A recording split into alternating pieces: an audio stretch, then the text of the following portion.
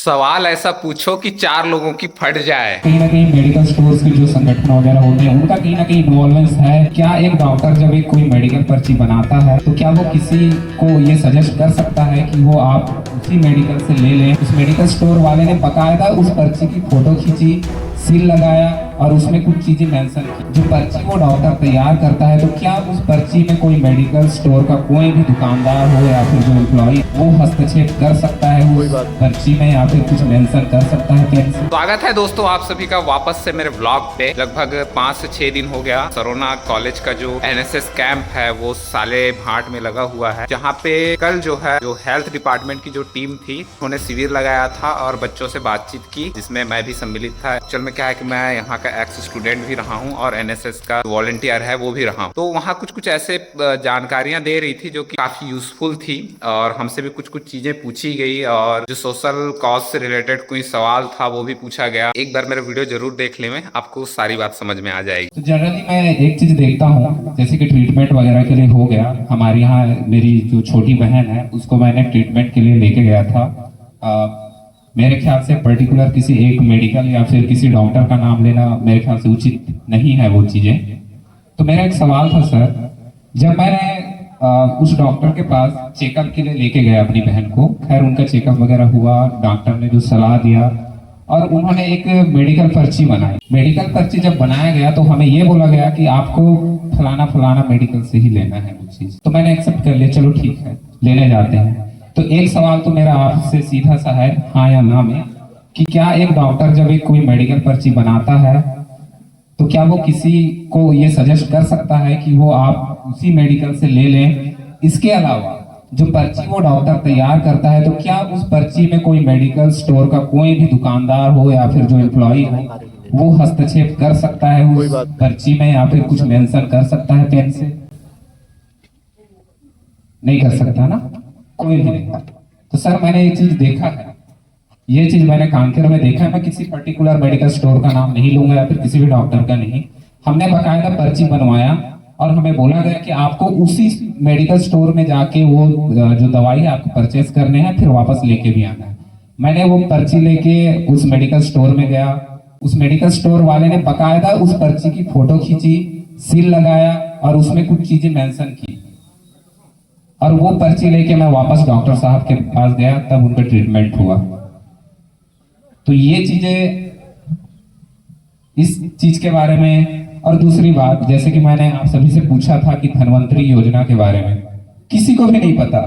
हालांकि ये चीज मैं मानता हूं कि इन चीजों के बारे में ग्रामीणों को ज्यादा जानकारी होनी चाहिए, क्योंकि धनवंतरी योजना एक जेनरिक दवाइयों का जो लगभग 379 के आसपास कुछ मेडिकल स्टोर खुले हुए हैं जिसमें आपको सस्ती दवाइयां प्रोवाइड की जाती हैं। जनरली क्या होता है कि जो मेडिकल में हम लोग दवाई खरीदते हैं वो महंगी महंगी दवाइयां होती है।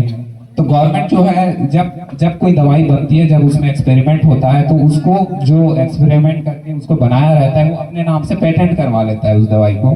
पहले क्या है कि परमानेंट अपने नाम से पेटेंट होता था, तो गवर्नमेंट ने इसको चेंज करके क्या कर दिया कि आप 15 साल 20 साल के लिए आप उसको पेटेंट कराइए, फिर आप पेटेंट कराने के बाद आप जितना चाहे उतने रेट में आप उस दवाई को बेच सकते हैं। आपने कोई दवाई बना दिया। तो इस चीज को गवर्नमेंट ने खत्म करके उस पेटेंट व्यवस्था को 15 साल 20 साल के लिए कर दिया। 15 साल 20 साल के बाद गवर्नमेंट जिस रेट पे चाहे जैसा चाहे उस दवाई को बेच सकती है। आप यकीन नहीं करेंगे, जैसे कि जैसे बुखार चढ़ गया, सिर दर्द हो गया, तो हम लोग नॉर्मल पैरासीटामोल का दवाई लेते हैं। पहले जो है पैरासीटामोल का दवाई महंगी मिलती थी और जैसे ही पेटेंट खत्म हो गया अभी सस्ते मिल जाती है, 10 रुपए 15 रुपए में। तो जनरल जो मेडिकल स्टोर है गवर्नमेंट के द्वारा धनवंतरी योजना के माध्यम से खोला गया है, जिसमें आप सस्ते माध्यम से आप दवाई ले सकते हैं। लेकिन इस योजना के बारे में ना गांव वालों को पता है ना ही बच्चों को। मेरे ख्याल से जो अभी जो तैयारियां कर रहे हैं जो नवीन स्टूडेंट हैं, इस बारे में आपको जानकारी होना चाहिए, लेकिन नहीं है। क्यों? क्योंकि उस योजना के बारे में आप सभी को बताया नहीं गया। तो सर आपको कहीं ना कहीं ये चीज नहीं लगता कि इसमें कहीं ना कहीं मेडिकल स्टोर्स के जो संगठन वगैरह होते हैं उनका कहीं ना कहीं इन्वॉल्वेंस है कि सरकार ने जो योजना जारी की है उसके बारे में पब्लिक तक ना पहुंचे? या फिर जैसा कि मैंने आपको पहले भी बोला था कि ये जो पर्ची में जो मेंशन करने वाला, हस्तक्षेप करने वाला काम जो है वो नहीं कर सकते, जैसा कि आपने बताया, तो ऐसी चीजें क्यों हो रही है सर?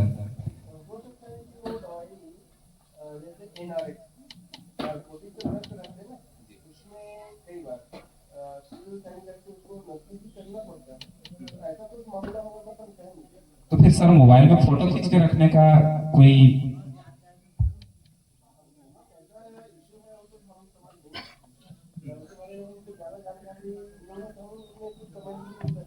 जी कई बार होता है कि डीआई को प्रिस्क्रिप्शन पर्ची देना पड़ता है, तो मुख्यमंत्री बचते नहीं है ऐसा एनआरएस में होता है। एनआरएस में मतलब नार्कोटिक्स की दवाइयाँ बोलते हैं ना, एनआरएस काफी समझ पा रहे हैं नार्कोटिक्स की दवाइयों में, और लोग मेंशन करवाते हैं कहाँ की दवाई आई, बैच नंबर वहाँ क्यों कहते हैं। मुझे सर सिर्फ इसी चीज के बारे में जानकारी चाहिए था कि क्या एक पर्ची पे इस तरह से मेंशन करना कोई चीजें और इसमें सील लगाना और उसमें मेंशन करना, फिर उसको फोटो खींच के रखना अपने पास। मैंने यहाँ तक देखा है कि उस फोटो की जो है ना एक कॉपी जो है ना मैंने व्हाट्सएप करते हुए भी देखा है, एक बार नहीं कईयों के साथ हुआ है, कई बार मेरे साथ भी हुआ है ये चीजें। और जो जनरली जो धनवंतरी योजना है इसके बारे में आपको नहीं लगता सर कि मेरे ख्याल से पब्लिक के बीच जागरूकता लानी चाहिए इस बारे में, ताकि लोगों को कम खर्चे में सस्ते में दवाइयाँ प्रोवाइड की जा सके? बिल्कुल सर। तो क्या सर आपके जो छोड़ो जी जी अतिथि विचार पंजी को ले आओ, कहाँ है? बिल्कुल सर। जी जी जी। तो बेसिकली जैसे कि आपके हेल्थ डिपार्टमेंट हो गए हैं, तो फिर मेरे ख्याल से आप लोगों की तरफ से कोई प्रयास ऐसा किया जा रहा है सर कि इस योजना के बारे में लोगों तक पहुंचना चाहिए? जो शासन की योजना है उसमें तो हम लोग बताते हैं जी जी जी हमारे यहाँ भी लगा है जी हमको किसी पे कितना काम करना है जी जी अब हम यहाँ जी हर चीज़ फोकस लगाना है। जी जी जी जी मेरा काम है कि मुझे ये चीज़ करना है जी जी सर। सोशल कॉज को लेके, और इसके अलावा तो बहुत सारे सवाल हैं जो कि मेरे ख्याल से मंच में वो चीज़ें ना हो उसको डिस्कस किया जा सकता है।